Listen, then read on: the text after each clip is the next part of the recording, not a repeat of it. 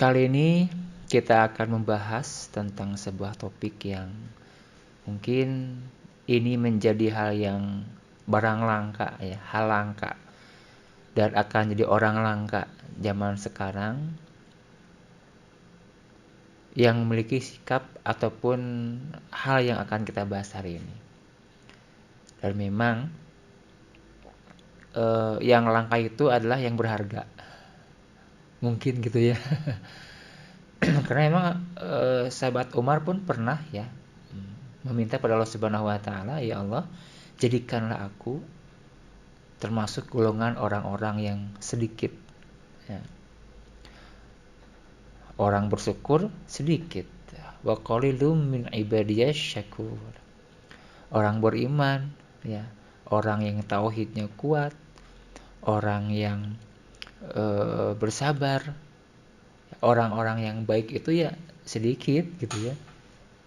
Kalau dibanding dengan orang-orang yang buruk dan seterusnya. Nah, dalam urusan dunia pun kan begitu ya. Sedikit orang-orang yang lurus, sedikit orang-orang yang jujur mungkinnya begitu ya. Zaman sekarang. Dan dalam dunia usaha pun sedikit jadi orang yang punya bisnis ya, sedikit pengusaha gitu. Bahkan kata David McClellan, kalau negara kita ingin maju gitu ya, maka negara kita itu harus mempunyai minimal 2% pengusaha. Benar ya? 2% pengusaha begitu. Baik, kita ke konteks bahwa hari ini kita akan bahas tentang waro, al-waro. Ya. Ini menjadi hal yang fundamental ya. Karena bisa dari sikap ini nanti endingnya apakah surga atau neraka gitu. Orang yang punya waro itu dimungkinkan endingnya adalah bahagia di surga. Orang yang tidak punya sikap waro ya dimungkinkan nanti bisa naudzubillah ahli neraka gitu. Maka kita sekarang bahas ya bahwa satu di antara karakter muslim itu adalah al-wara.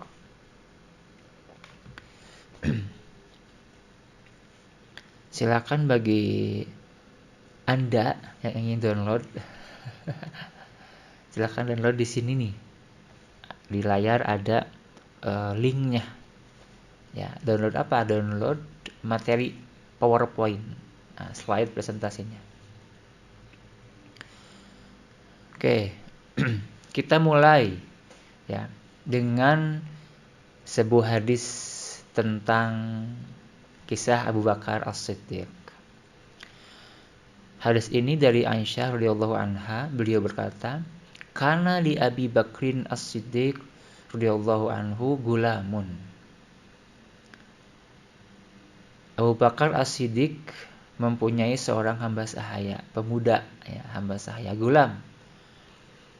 Yukhriju lahul khoroj, yang terbiasa memberinya sesuatu, makanan ya atau barang gitu. Wa kana Abu Bakrin ya'kulu min khorojihi, Abu Bakar kemudian biasa makan dari sesuatu yang dia bawakan itu. Faja'a yauman bisyai'in.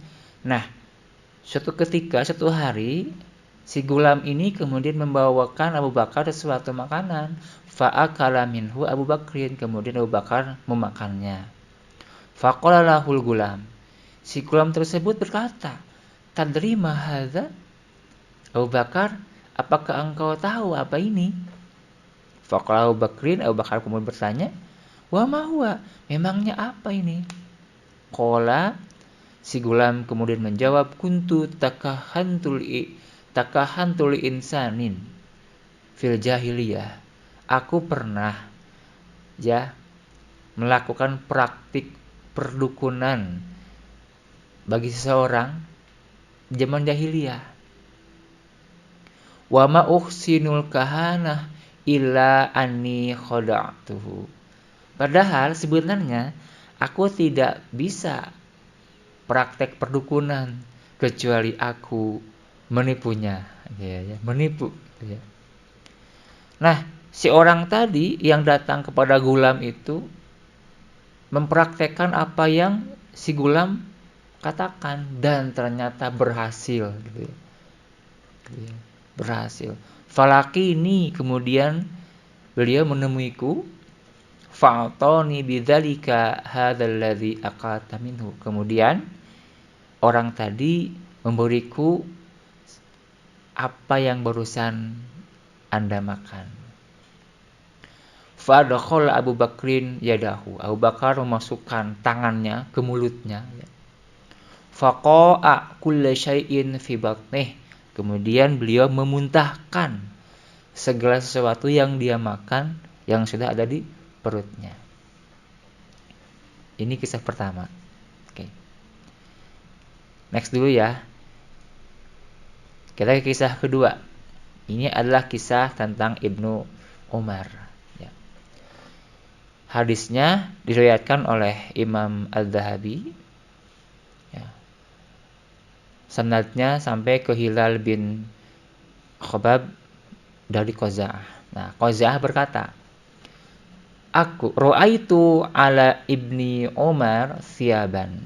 Aku melihat Ibnu Umar memakai pakaian khashinatan au jashibatan, yang sudah kasar, ya, yang sudah mungkin yang sudah jelek, gitu ya, sudah tidak lembut lagi. Faqultu lahu. Kemudian aku berkata, Qaza'ah berkata kepadanya, ini qad ataituka bi thawbin layinin mimma yusna'u bi Khurasan. Aku membawakanmu pakaian yang lembut yang diproduksi di Khurasan. Wa taqarra aynaya an arahu alaika. Dan aku sangat senang jika Anda memakainya. Qala arnihi. Ibnu Umar kemudian berkata, coba lihat. Coba aku lihat. Falamisahu, kemudian beliau memakainya. Wa qala aharidun hadza. Apakah ini sutra? Qultu la, kata Qaza'ah, bukan. Innahu min qatun. Ini adalah katun. Jadi katun itu ya bahasa Arab, gitu ya. Artinya adalah kapas. Jadi kain yang dibuat bukan dari sutra tapi dari kapas. Qatun. Dikata ada bahan katun, gitu ya. Qala, Ibnu Umar kemudian berkata, inni akhafu an alabisahu. Aku khawatir kalau aku memakainya. Aku na mukhtalan fakhuro, aku khawatir menjadi sombong, ya, dan angkuh. Wallahu la yuhibbu kulla mukhtalin fakhur. Dan Allah tidak mencintai setiap orang yang sombong dan angkuh. Padahal kainnya, bajunya sudah halal, zatnya bukan sutra, dan proses pindah miliknya juga halal, ya, dengan pemberian. Tapi Ibnu Umar tidak mau memakainya karena khawatir sombong, karena khawatir angkuh. Kedua itu. Ketiga, ya, ini adalah kisah tentang Abu Salamah. Ya. Hadis dari Abu Salamah bin Abdurrahman, wa kanat bainahu wa baina unasin khusumatun fi ardin. Abu Salamah dengan masyarakat pernah ada konflik tentang tanah, ya. Fadakhala ala Aisyah. Kemudian beliau datang kepada Siti Aisyah, Bunda Aisyah. Fadzakara laha dzalik. Kemudian beliau menceritakan peristiwa itu, hal tersebut, konflik tersebut. Ya Aba faqalat. Kemudian Aisyah berkata, ya Aba Salamah, wahai Abu Salamah, ijtanibil arda, hindarilah, jauhilah konflik tentang tanah.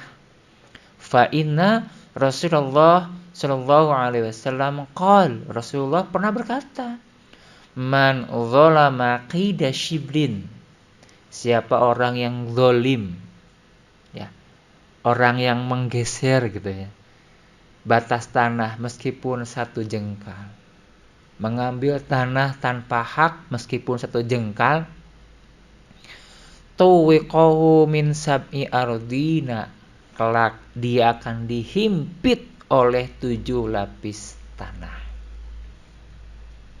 Aisyah menyarankan mengalah, ya, mengalah dalam urusan konflik tanah. Kalau ternyata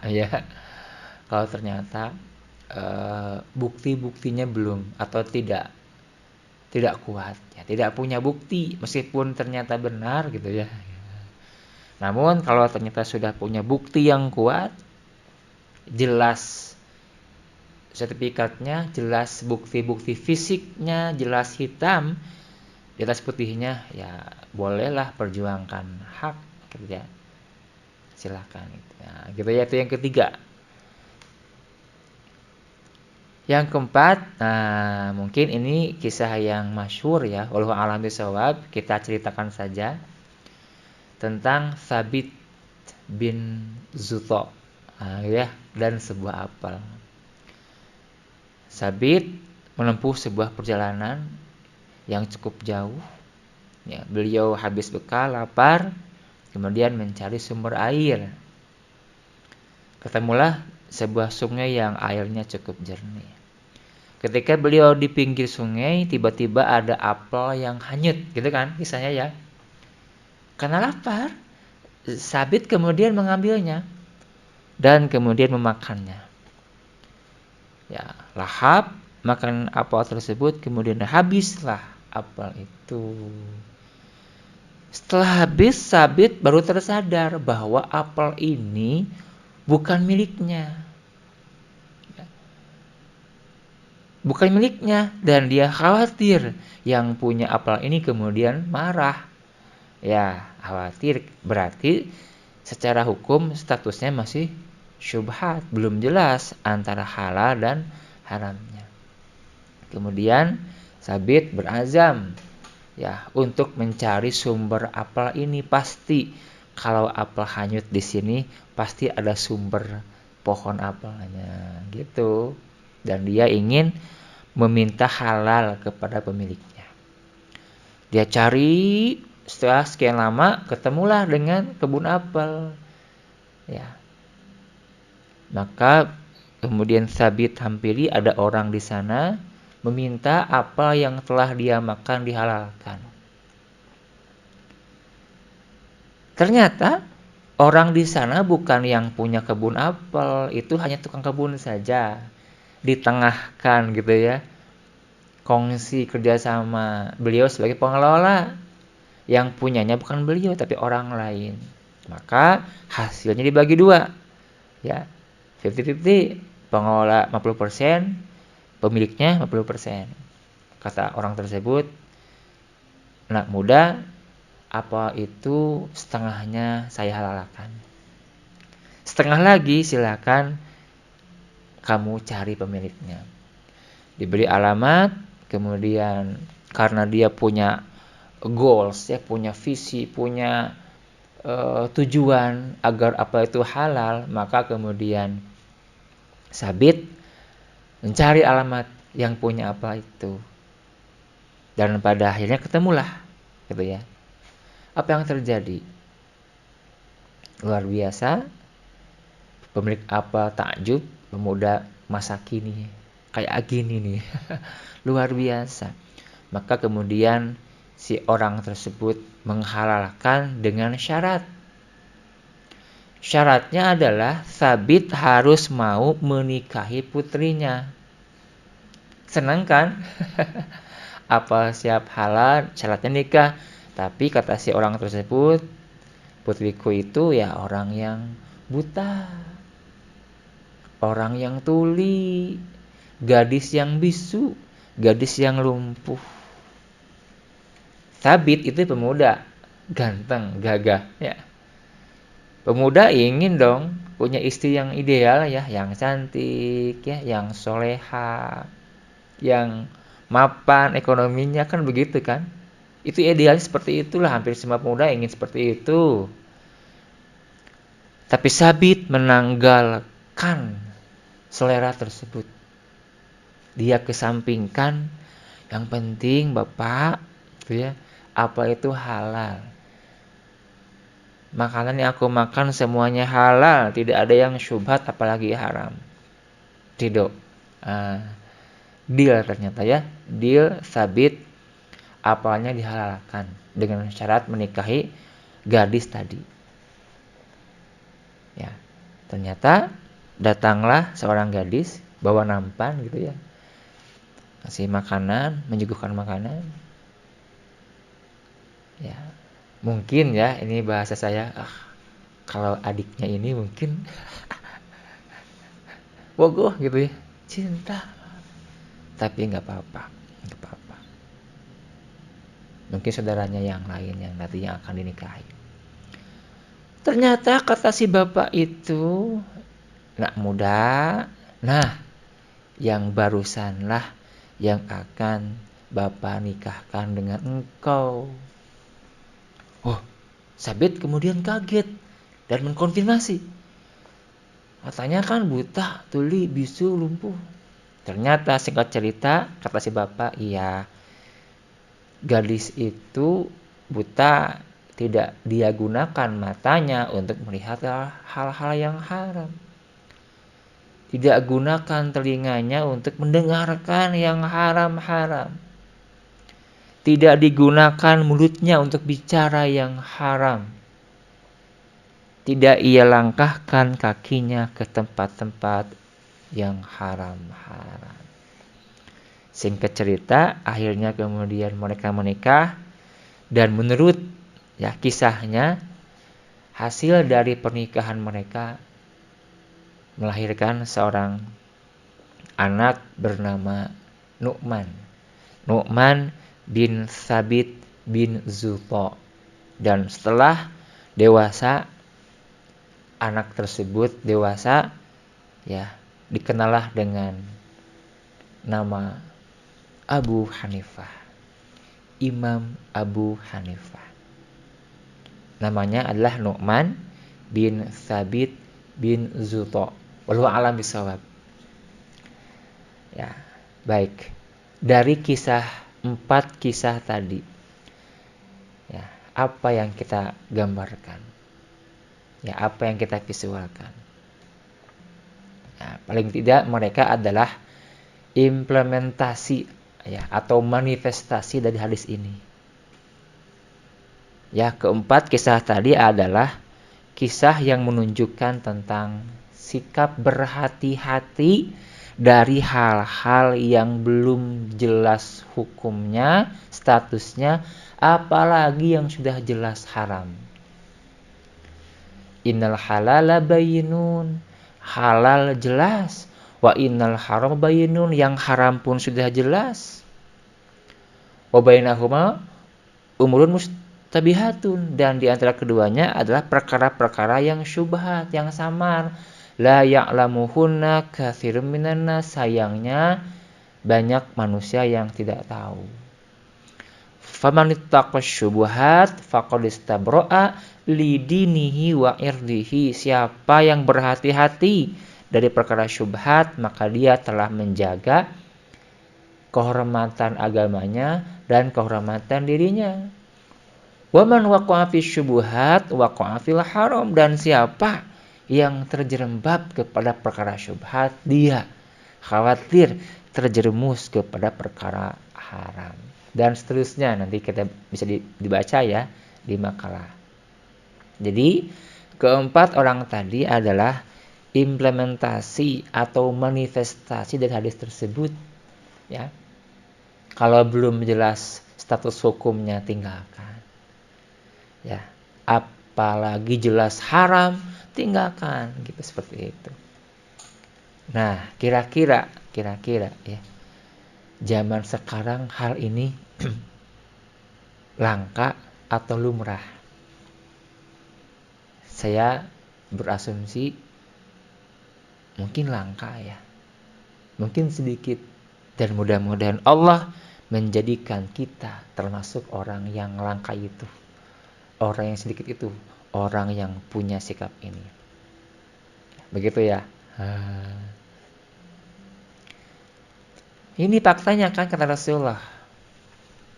La ya'tiyanna 'alan nasi zamanun la yubalil mar'u bima akhadhal mal amin halalin amin haramin. Akan datang suatu masa pada umat manusia, mereka tidak lagi peduli dengan cara untuk mendapatkan harta. Apakah melalui cara yang halal ataukah dengan cara yang haram. Ya.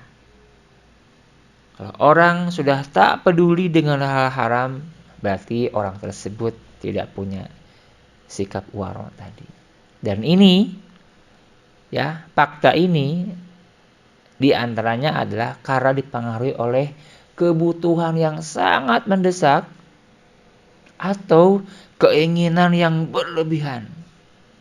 Ya, karena butuh yang mendesak, orang sudah tidak peduli lagi dengan hal haram.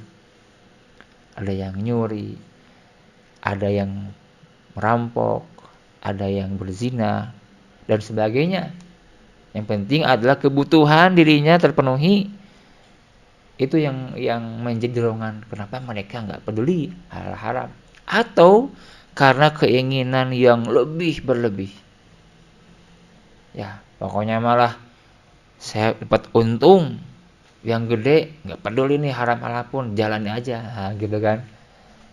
Dan itu need one yang tidak terkendali ini diantaranya adalah karena faktor iman dan ilmu. Karena tidak tahu, sehingga karena tak tahu, iman tidak muncul atau iman melemah gitu.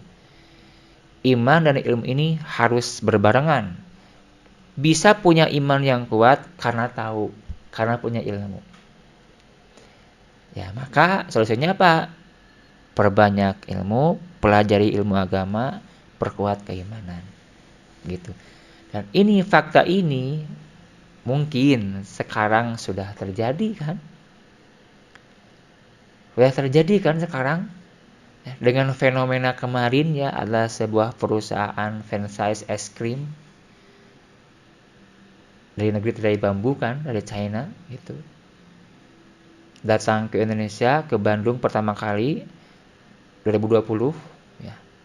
Sampai 2023 kemarin awal tahun ini itu gerainya sudah mencapai 300 lebih.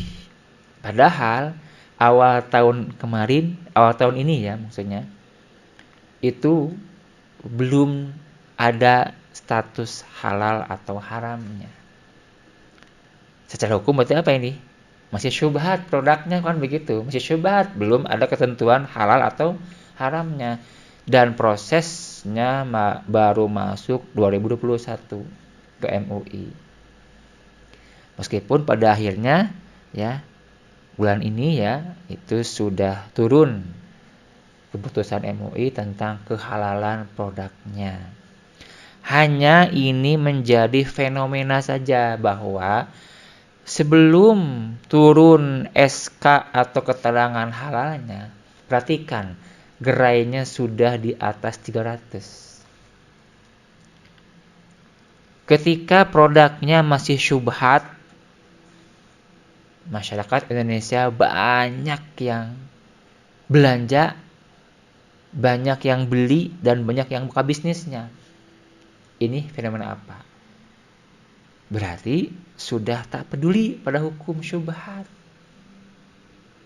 Ya, dalam arti adalah sikap waroknya kurang, bahkan mungkin tidak ada. Padahal kalau mempraktekkan sikap waro ini seperti yang tadi 4 kisah tadi, maka sebelum statusnya jelas halal, ketika masih syubhat maka tinggalkan. Mungkin belum akan ada outlet gerai-gerai di Indonesia, baru gerainya kemudian dibangun kalau sudah jelas status hukumnya. Tapi ini ya selama rentang waktu 2 tahun lebih, ya 2 tahunan lah, itu sudah 300 gerai lebih franchise-nya. Padahal saat itu masih syubhat, sekarang mungkin udah jelas ya, udah jelas sekarang halal begitu. Oke, jadi nah Rasulullah memberikan sebuah arahan, la tastabti'ur rizqa, jangan menganggap rezeki itu lambat sampai. Fa innahu la yamutal 'abdu hatta yablugha akhir rizqin, karena tidak ada seorang pun meninggal dunia kecuali telah sempurna rezekinya. Ya, fa'ajmilu fit talab, maka berbaik-baiklah. Ya, carilah rezeki dengan cara yang baik. Akhdil halal, ambil yang halal. Wa tarkil haram, tinggalkan yang haram. Nah, Ibnu Qayyim menambahkan, wal qalilu minal halali yubaraku fih. Rezeki halal walaupun sedikit akan diberkahi oleh Allah. Wal haramul katsir yadhhabu wa yamhaquhu Allah taala. Rezeki yang haram meskipun banyak akan cepat hilang dan Allah akan menghancurkannya. Ngeri kan? Pastikan rezeki kita halal, zatnya halal, cara carinya halal. Dan ini pembahasan kita disimpulkan dengan ini, sikap waro, bahwa apa yang kita bahas tadi adalah teori ya dan praktik, ya konsep dan implementasi tentang waro. Al-waro at-taqwa wa taharruj wal kafu anil maharim.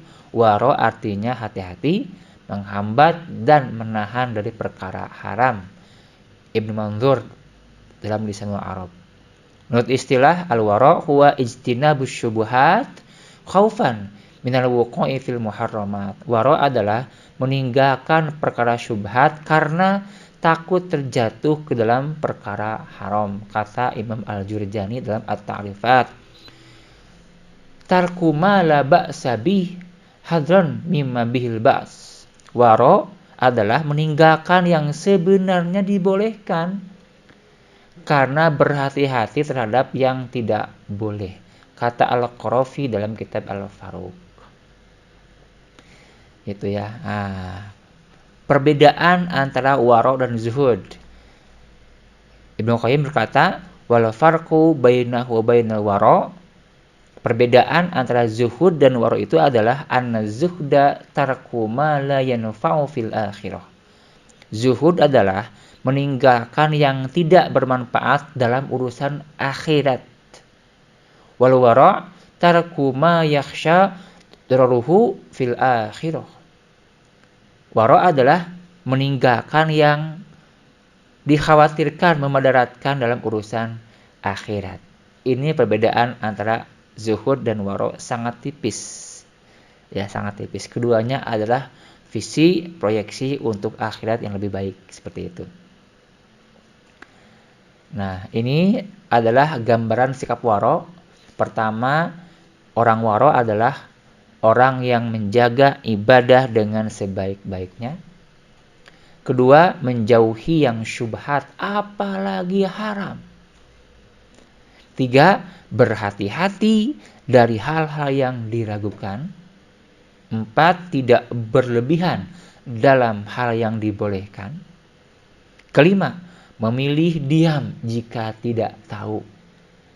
Tidak sok tahu, gitu ya. Keenam, meninggalkan yang tidak bermanfaat. Itulah gambaran sikap waro. Pada intinya adalah orang yang berhati-hati dari perkara yang belum jelas urusan status halal haramnya, apalagi dari yang haram.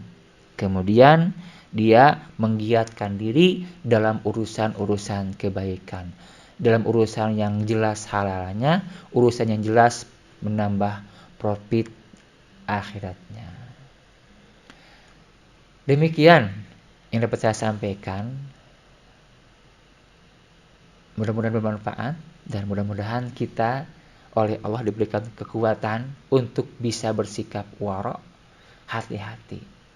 Ya, hati-hati terhadap yang belum jelas. Yang jelas pun ya harus hati-hati kalau itu hukumnya haram. Ya, haram. Atau berhati-hati dari hukum yang makruh. Itu pun mungkin ya adalah manifestasi wara'. Karena makruh itu adalah sesuatu yang dibenci oleh Allah. Meskipun hukumnya tidak jatuh kepada haram, tapi tetap Allah dan Rasulnya itu benci. Demikian, mohon maaf bila ada kata-kata yang kurang berkenan. Dan mudah-mudahan sekali lagi kita diberikan oleh Allah kesempatan untuk terus memperbaiki diri menjadi insan kamil, insan yang sempurna imannya, amalan solehnya, insan yang oleh Allah dipersilahkan udkhulul jannata antum wa azwajukum tuhbarun. Masuklah kalian ke surga bersama pasangan kalian seraya diberikan kabar gembira, digembirakan. Rabbana hab lana min azwajina wa dzurriyyatina qurrata a'yun waj'alna lil muttaqina imama. Rabbana atina fid dunya hasanah wa fil akhirati hasanah wa qina adzabannar. Aqulu qouli hadza wa astaghfirullah li wa lakum wa minkum. Wassalamu alaikum warahmatullahi wabarakatuh.